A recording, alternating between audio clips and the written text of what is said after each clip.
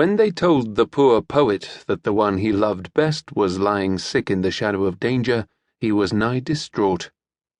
For weeks past he had been alone. She, his wife, having gone afar to her old home to see an aged grandsire ere he died. The poet's heart had for some days been oppressed with a strange sorrow. He did not know the cause of it. He only knew with the deep sympathy which is the poet's gift that the one he loved was sick. Anxiously he awaited tidings. When the news came, the shock, although he expected a sad message, was too much for him, and he became nigh distraught. In his sadness and anxiety he went out into the garden which long years he had cultured for her. There amongst the bright flowers, where the old statues stood softly white against the hedges of yew, he lay down in the long uncut summer grass, and wept with his head buried low. He thought of all the past, of how he had won his wife, and how they loved each other, and to him it seemed a sad and cruel thing that she was afar and in danger, and he not near to comfort her or even to share her pain. Many thoughts came back to him, telling the story of the weary years whose gloom and solitude he had forgotten in the brightness of his lovely home.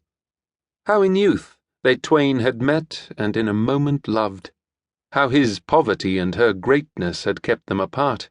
How he had struggled and toiled in the steep and rugged road to fame and fortune. How all through the weary years he had striven with the single idea of winning such a place in the history of his time that he should be able to come and to say to her, "I love you," and to her proud relations, "I am worthy, for I too have become great." How amid all this dreaming of a happy time which might come, he had kept silent as to his love. How he had never seen her or heard her voice, or even know her habitation, lest, knowing, he should fail in the purpose of his life. How time, as it ever does to those who work with honesty and singleness of purpose, crowned the labours and the patience of his life. How the world had come to know his name and reverence, and love it as of one who had helped the weak and weary by his example, who had purified the thoughts of all who listened to his words, and who had swept away baseness before the grandeur and simpleness of his noble thoughts. How success had followed in the wake of fame. How at length, even to his heart, timorous with the doubt of love, had been born the thought that he had at last achieved the greatness which justified him in seeking the hand of her he loved.